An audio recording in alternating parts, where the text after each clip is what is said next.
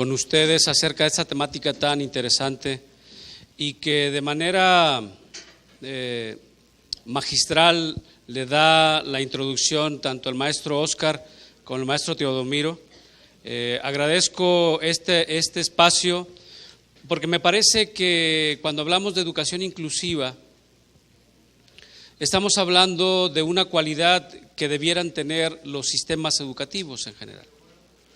Y cuando hablamos del sistema, hablamos de todos los espacios y las estructuras que conforman el trabajo que se realiza para formar ciudadanos con cierto perfil y con ciertas características.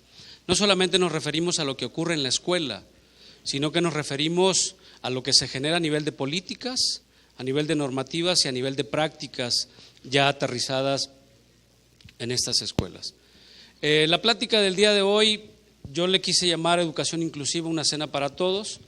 Incluso tuve la oportunidad también de hacer una presentación con el maestro Rubén, con todos sus supervisores.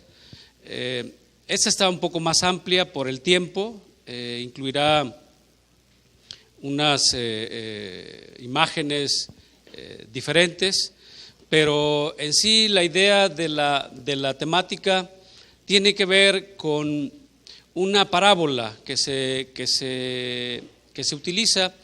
Antes yo quisiera poner este texto en la reflexión y dice: este ha sido nuestro primer encuentro con vosotros, a través de los chicos que no queréis. Nosotros también nos hemos dado cuenta que con ellos la escuela es más difícil. Alguna vez aparece la tentación de sacárselos de encima, pero si ellos se pierden, la escuela ya no es escuela. Es un hospital que cura a los que están sanos y que rechaza a los enfermos.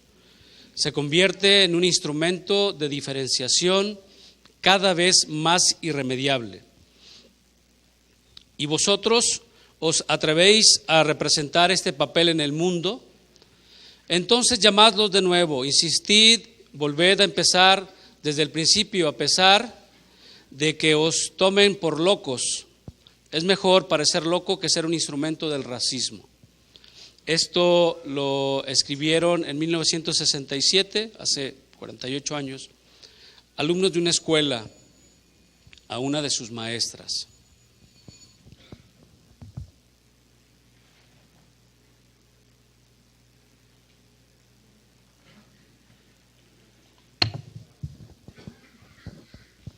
Adelante, por favor. Quiero utilizar la parábola del invitado a cenar para hablar un poco de lo que es la naturaleza de la inclusión.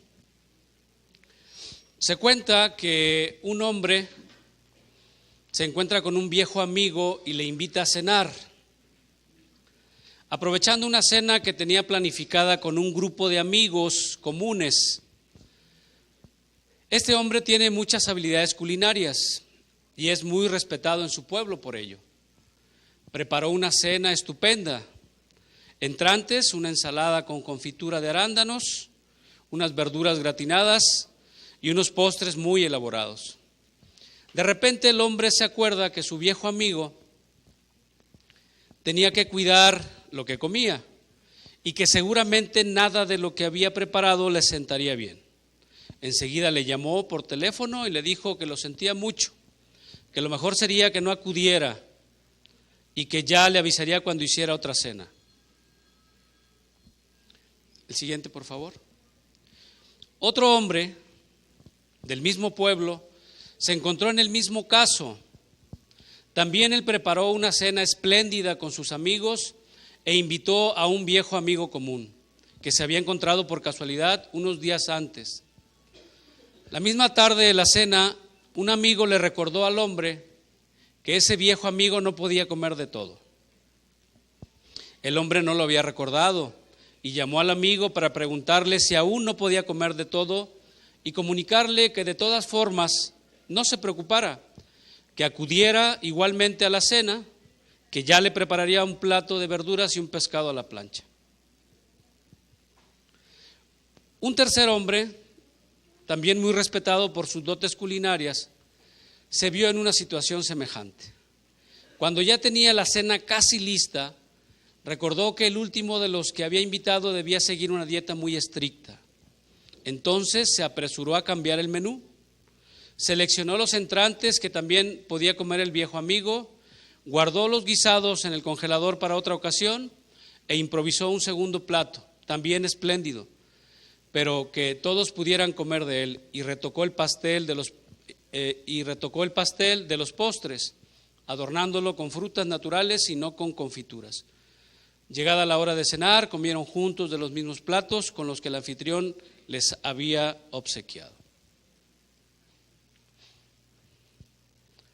Dejamos la reflexión en el aire. ¿Cómo definir la inclusión?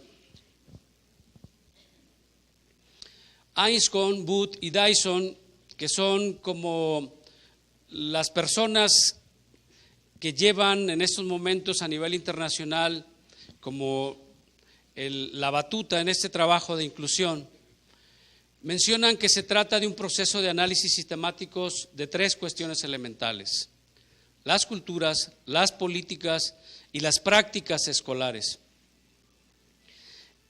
Esto con un propósito específico que tiene que ver con eliminar o minimizar a través de estos procesos de transformación de las escuelas las barreras que impiden el aprendizaje y la participación en el mismo. Podemos encontrar otra definición, si me permites. Cynthia Dux dice que es un proceso de aprendizaje y desarrollo cotidiano, pero ojo, habla de aprendizaje y desarrollo cotidiano de toda la comunidad escolar, orientado a aumentar la presencia y la participación y logros en el aprendizaje de todos los estudiantes. También podemos encontrar la definición de la UNESCO, que tiene mucho sentido con lo que establecía el maestro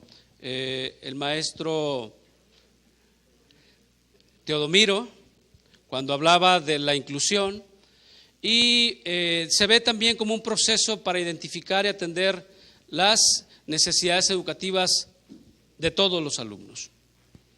Además, podemos encontrar otra definición. Esta la utilizamos en un cartel que vamos a estar poniendo en las escuelas, sobre todo en aquellas escuelas en donde han tomado el reto de ser escuelas inclusivas.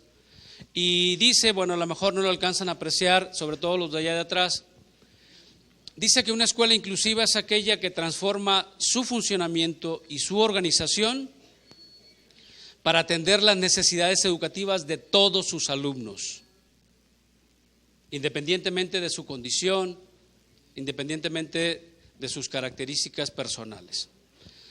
Podemos encontrar muchas definiciones, muchos conceptos que nos hablan de lo que es la inclusión, pero hay tres elementos que son recurrentes en todas las definiciones.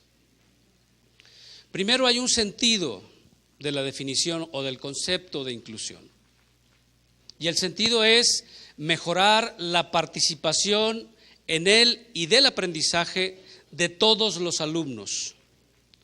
Hay también una estrategia que es precisamente la que menciona Mel Anscombe y Anthony Booth, que se refiere precisamente a identificar y a eliminar esas barreras que impiden la participación en el aprendizaje de nuestros alumnos. Y hay un tercer elemento que pudiéramos nosotros identificar en todos los conceptos que de inclusión podemos encontrar, y uno es precisamente la población a la que va a hacer referencia. En ese sentido, dice, aunque hace referencia a todos los estudiantes, pone énfasis específico en aquellos estudiantes que se encuentran en mayor riesgo de exclusión. Por eso, en algún momento de este proceso histórico, se ha entendido que la inclusión tiene que ver con educación especial. O se ha entendido que la inclusión la va a hacer educación especial solamente. Y no, de lo que se trata es de comprender que cuando hablamos de inclusión estamos hablando de todo el sistema educativo. estamos hablando de que es una cualidad que deberían de tener todas las escuelas. Dice Melanchthon que hay 3 cosas que tendríamos que buscar para hablar de inclusión en las escuelas. Primero, que las puertas estén abiertas a recibir a cualquier alumno. Y ojo, no estamos hablando solamente de recibir a los alumnos con discapacidad, porque de repente se podría entender que cuando hablamos de inclusión hablamos de tener a un alumno con discapacidad y ya vamos a desarrollar prácticas inclusivas. No, se trata de abrir las puertas de la escuela para recibir a la población que lo demande. Ya hablaba el maestro Teodomiro de los niños en situación de calle, de los niños migrantes, de los niños indígenas, que de repente acuden o están en las comunidades y que por algunas cuestiones les cerramos la puerta. Los alumnos con discapacidad es un grupo dentro de ese universo que tenemos dentro de la diversidad. Y yo creo que ese es el principal elemento que tendríamos que ver. Duque y Murillo hacen un estudio, sobre todo en Latinoamérica, y se dan cuenta de que hay 3 problemáticas en los sistemas educativos latinoamericanos. Esas 3 problemáticas son precisamente de los sistemas. Habla de altos niveles de desigualdad en las oportunidades educativas, y con ello se refiere específicamente a esos mecanismos y prácticas de discriminación y de exclusión que existen en nuestro sistema educativo y que precisamente, ya lo comentaba el maestro, afectan la convivencia sana, pacífica y sobre todo las cuestiones de cohesión social. Estos mismos autores identifican también que hay una aplicación uniforme del currículum y prácticas homogeneizadoras. Esto es, que la propuesta que tenemos para que nuestros alumnos puedan aprender es uniforme en los grupos, sin considerar esas necesidades específicas y esas características que hacen únicos a nuestros alumnos. Es más, en cualquier grupo existen estas características individuales que nos deberían de llevar precisamente a considerar dentro de la propuesta, dentro del diseño de situaciones de aprendizaje, esa diversidad de ritmos, de estilos, de puntos de partida, de elementos que sin duda nos van a llevar a tener prácticas diversificadas, a proponerles diversas estrategias, diversas formas de involucrarse y diversas formas de llegar al conocimiento. Y también mencionan como otra de las problemáticas esos bajos resultados que existen en el aprendizaje y de los cuales estamos muy preocupados todos los maestros de todos los niveles, de educación básica, educación media superior y de educación superior. Y básicamente estos bajos resultados de aprendizaje ellos lo establecen que se concentran precisamente en estos grupos más vulnerables, porque precisamente es un círculo que no hemos podido romper, de que por diversas circunstancias nuestros alumnos empiezan a caer en situaciones de rezago y entonces no generamos estrategias que nos permitan recuperarlos e incorporarlos a los procesos que todos los días se están generando en las escuelas. A partir de esto, nosotros aquí en Jalisco hemos trabajado, hemos dialogado con algunos principios de la educación inclusiva. Hemos entendido primero que debemos de partir de la idea de que todos los alumnos pueden aprender. El derecho a la educación se debe de traducir en el derecho al aprendizaje. Y el aprendizaje está referido a un marco común, que es una currícula a nivel nacional, que se considera como patrimonio de la sociedad y que es a partir del trabajo que hacemos nosotros todos los días en las aulas el que permite que se apropien nuestros alumnos de ese patrimonio común, lo cual también nos garantiza a nosotros como sociedad desarrollar valores indispensables para la convivencia democrática.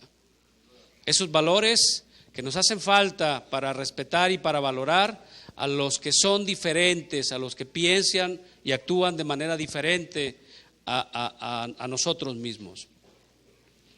Entendemos que la diversificación es un imperativo para que todos nuestros alumnos aprendan.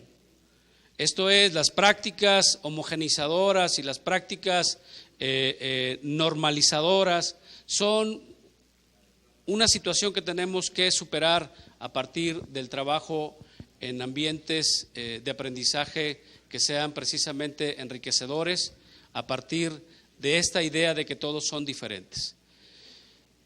Creación de climas acogedores, seguros y respetuosos de la diferencia. Si tenemos alumnos que tienen diferencias visibles, debemos de verlos como una oportunidad para aprender. No solamente ellos, sino el resto de los alumnos. Hemos tenido experiencias nosotros en educación especial en donde cuando hay un alumno con discapacidad en un grupo, no solamente logramos que ese alumno desarrolle una serie de habilidades sociales y académicas, sino que además el grupo aprende una serie de valores que no se enseñan en el pizarrón. La solidaridad no podemos desarrollarla o fomentarla si sacamos a los que más necesitan el apoyo y solamente generamos un ambiente de competencia entendida pues como esa acción que nos permite ganarle al otro, pasar sobre el otro sin desarrollar algunas cualidades como la solidaridad, como ya lo había comentado. La colaboración, por eso, es un principio y un valor fundamental en los ambientes de aprendizaje. El aprendizaje por cooperación es una de las estrategias que más se generan en las escuelas inclusivas. La promoción de la autonomía y la calidad entendida como ese conjunto de acciones, decisiones políticas y prácticas educativas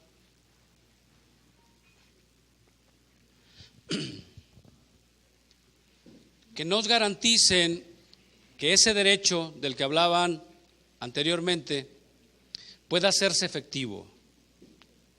Ese derecho, dice el artículo 3 constitucional, derecho a una educación de calidad, tiene que ver con esas características.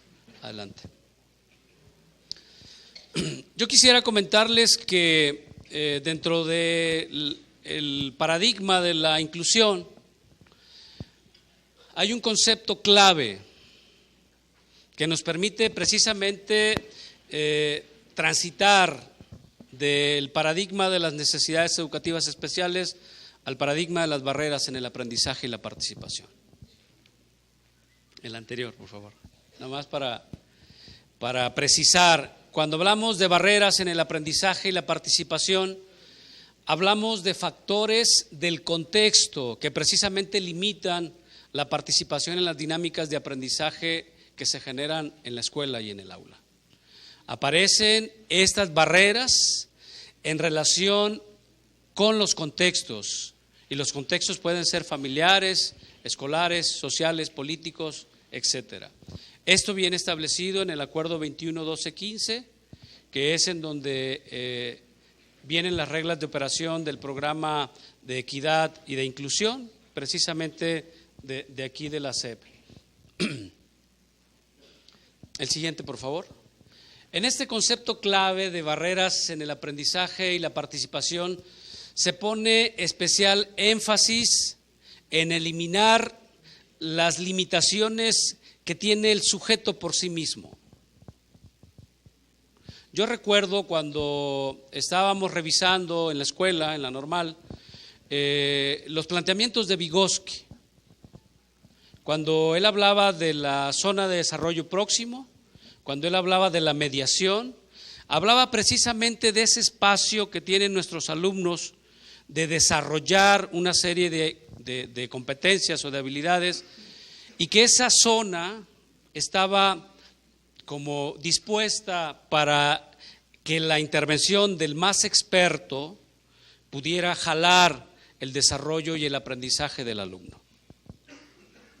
Cuando hablamos de barreras en el aprendizaje y la participación, estamos hablando de limitantes, pero cuando hablamos de eliminar esas barreras, sobre todo las que tienen que ver con el aula, estamos hablando de esa posibilidad que tenemos como docentes de que nuestras prácticas sean las que establezcan precisamente esa estrategia para eliminar esas barreras y que el alumno pueda transitar en este proceso de construcción de una manera mucho más eficiente y con mejores posibilidades de logros en el aprendizaje.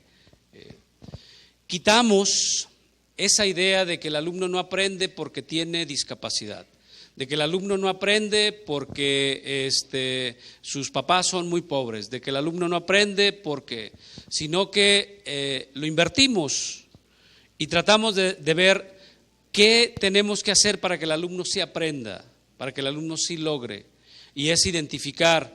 Ahorita veríamos algunas categorías que ponen de barreras en el aprendizaje y la participación que nos permiten precisamente eso. Puede haber varias clasificaciones de barreras en el aprendizaje y la participación, que están todos los días en juego en los salones de clase, en las escuelas, en todas las escuelas de todo el país. Algunos autores, como Ignasi Puigdemont, mencionan que pueden ser las más importantes las barreras actitudinales. Esto es, como estos elementos de las actitudes que nos hacen rechazar o discriminar a un alumno por sus características específicas. Es una de las barreras más importantes que tenemos que quitar. Las actitudes tienen tres componentes. Un componente cognitivo que tiene que ver con lo que yo sé acerca con la información que tengo. Hay un componente afectivo que tiene que ver con lo que yo siento acerca y hay un componente conductual en las actitudes. Esos tres componentes hacen que yo muestre una actitud respecto de un alumno. Pongamos un ejemplo.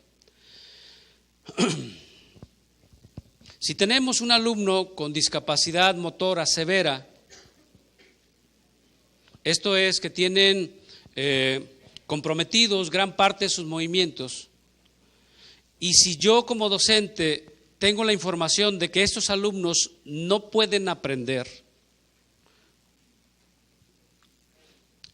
y si yo siento como, pues ¿cómo le podemos decir?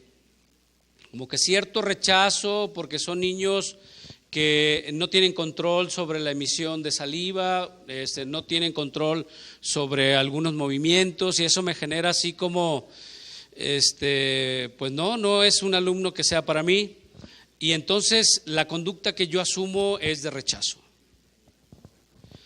Pero si yo cambio la información que tenemos, por ejemplo el caso de Brenda, que es una joven que está ahorita trabajando con el proyecto de Creando Accesos, que es un proyecto que estamos trabajando precisamente para dar atención educativa a alumnos que tienen discapacidad motora severa. Brenda es capaz de generar un texto para comunicarse con la ayuda de una computadora o de un dispositivo que le permita interactuar con una computadora. Y sus frases son tan o más coherentes que de los supuestamente normales. Seguramente tiene muchas limitaciones por el movimiento, seguramente, pero tiene muchas posibilidades, que a lo mejor los padres que están aquí en zona metropolitana, a lo mejor tuvieron la posibilidad de acercarse a una institución y empezar a darles apoyos a Brenda, pero tenemos muchísimos casos de alumnos que están en la misma condición de Brenda y que ni siquiera han salido de la recámara en donde han estado durante muchísimos años. O sea, no han tenido experiencias escolares y obviamente sus competencias pues son muy limitadas. Las barreras son precisamente esos elementos que nos permiten o que nos imposibilitan la participación.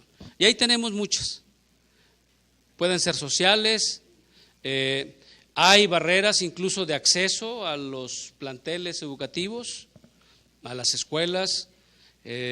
Nuestro propio edificio de la Secretaría de Educación, el que tenemos allá en Avenida Central, es poco accesible. Cuando llega una persona a solicitar información o un servicio que se encuentra ubicado en la planta alta y que va en silla de ruedas o que tiene muchos problemas para desplazarse, pues simplemente no tiene acceso. ¿Sí? Adelante.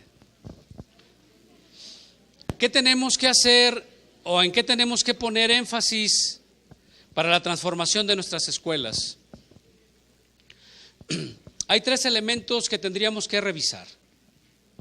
El primero de ellos es generar una cultura inclusiva. Ahorita vamos a ver a qué nos referimos con eso. Una gestión inclusiva, sobre todo gestión del aprendizaje, y prácticas inclusivas que son como en donde se concretan precisamente estos 2 elementos anteriores. Cuando hablamos de cultura inclusiva, hablamos de 3 cuestiones: creencias, valores y actitudes. Cuando hablamos de creencias, valores y actitudes, estamos hablando precisamente de que en la comunidad se entienda que las diferencias deben ser valoradas como un factor que enriquece el desarrollo de todos y de todas. El ser diferente es un elemento que enriquece los contextos. Un sentido de comunidad segura, acogedora, estimulante, donde todos se sientan reconocidos y valorados, donde todos se sientan parte de un grupo, de una comunidad, de un equipo que está trabajando con un propósito común. Y las relaciones que se generan en esa cultura de inclusividad o de inclusión tendrían que ver con esa cultura de colaboración y apoyo entre los distintos actores de esa comunidad educativa. Ojo, de toda la comunidad educativa. No solamente estamos hablando de la relación que se establece entre el maestro y el alumno. Estamos hablando de la relación que se establece entre los alumnos, entre los maestros, los alumnos, los padres y los otros actores que de manera definitiva intervienen en esta comunidad. Cuando hablamos de gestión inclusiva, estaríamos hablando también de estos 3 elementos: de accesibilidad para todos, en donde se acepta a todos sin excepción y se toman las medidas para asegurar la accesibilidad física y cultural de estos alumnos, independientemente de cuáles sean sus características y sus condiciones. Tendríamos que estar hablando de la organización de los recursos de apoyo, precisamente para el aprendizaje. La política y la organización de los apoyos forman parte de la propuesta de gestión de la escuela para responder a la diversidad de las necesidades. Y esta es una de las cuestiones que estamos viendo en las rutas de mejora, ¿no? Que se empiezan a movilizar los recursos propios o que no son precisamente de la escuela, que pueden ser apoyos externos, para atender y mejorar el aprendizaje de los alumnos que se encuentran en mayor riesgo de vulnerabilidad. Y la gestión también tiene que ver con esta parte que es fundamental, que es la formación permanente. Estamos hablando que la inclusión es un proceso continuo, nunca se termina, porque siempre habrá elementos que tengamos que estar revisando como comunidad. Y a lo mejor nos llegan casos diferentes y no tenemos todavía construidos algunos elementos específicos que nos permitan dar la atención. Y entonces ahí estamos hablando de que el desarrollo profesional del equipo educativo precisamente privilegia las competencias para atender la diversidad de necesidades educativas de los alumnos que tenemos en nuestro plantel. Y cuando hablamos de prácticas flexibles, que es el tercer elemento, estamos hablando de un currículum flexible en donde se asegura que todos los alumnos puedan acceder y progresar, tener éxito en el marco del currículum común, con los ajustes que se tengan que realizar. Los recursos de la enseñanza precisamente se destinan a esta idea de poder atender a la diversidad de nuestros alumnos, y las relaciones en esas prácticas inclusivas, sobre todo las que se generan en las actividades de aprendizaje, permiten la participación, que era uno de los elementos fundamentales que habíamos comentado. Adelante. Hay una propuesta muy específica del índice de inclusión, que es un documento que se está utilizando en muchas partes del mundo, en donde se establecen 5 etapas para llevar a cabo la transformación o el proceso de transformación de una escuela. Yo voy a dejar con los organizadores el documento explícito, amplio, para que se puedan revisar cuáles son estas etapas, y que es un trabajo que tendríamos que hacer como escuela. Por eso una de las primeras etapas es precisamente la iniciación del proceso del índice precisamente con revisar en la escuela en qué condiciones nos encontramos para dar entrada a los alumnos y empezar a generar cuerpos colegiados que nos puedan ayudar a transitar y a orientar sobre el trabajo que estamos haciendo. La exploración y análisis de la escuela específicamente sobre esos 3 elementos, la cultura, la política y las prácticas, y luego a partir de esa exploración se genera un diagnóstico y se hace un plan de desarrollo de la escuela con una orientación inclusiva. Lo que hemos estado haciendo y lo que hemos estado generando, y es uno de los planteamientos que vamos a hacer en este taller de inclusión que nos comentaba el maestro Oscar, que se deriva del acuerdo presidencial CG 085, en donde nos dice que esas 206 escuelas con 960 maestros, y se eleva el número a un poco más de 1000, considerando a los directores de esas escuelas, que puedan incorporar esos elementos. El taller va dirigido hacia allá, a que puedan incorporar esos elementos de atención a la diversidad a sus rutas de mejora, al documento que de manera natural y cotidiana estamos trabajando ya en las escuelas a nivel nacional, sin que esto sea un elemento adicional y sin que esto tenga que ver con un plan de desarrollo exprofeso, porque precisamente lo que estamos buscando es generar una escuela inclusiva para atender las necesidades de todos nuestros alumnos. No estamos generando un trabajo paralelo al que viene estableciéndose en las rutas de mejora. Adelante, por favor. Este planteamiento tiene que ver con ese trabajo también. Ustedes pueden ver ahí las características de las escuelas eficaces que Mel Anscombe describe en el 2001, y tiene que ver con estas características de las escuelas inclusivas: una cultura escolar inclusiva, unas prácticas educativas para la diversidad con esos elementos constitutivos, y una gestión escolar centrada en el aprendizaje y la colaboración, y con los elementos que ahí se mencionan, que en algunos casos ya los hemos tocado. Yo quisiera solamente de este gráfico recuperar el que tiene que ver con el liderazgo educativo. Requerimos del liderazgo educativo que tienen los jefes de sector, los supervisores y los directores para orientar los procesos de transformación de las escuelas hacia contextos y prácticas más inclusivas. Ustedes son los líderes que sus acciones determinan mucho las posibilidades de transformación de esas escuelas. Entendemos, y en una de las láminas viene específicamente el pensamiento de Cynthia Dug, cuando dice que no es solamente responsabilidad de la escuela en sí misma, sino es responsabilidad del sistema educativo, con todo lo que implica el sistema. ¿Que hay un punto o un nivel de concreción en la escuela? Claro que sí, porque es donde ocurre el aprendizaje, ¿no? La parte más importante de lo que ocurre en el sistema educativo ocurre en el aula. cuando están los maestros o cuando estamos los maestros generando esas estrategias para el aprendizaje. ¿Qué tendríamos que cuidar? Y lo genero así muy rápido, pero es todo un planteamiento que se tendría que revisar y que se tendría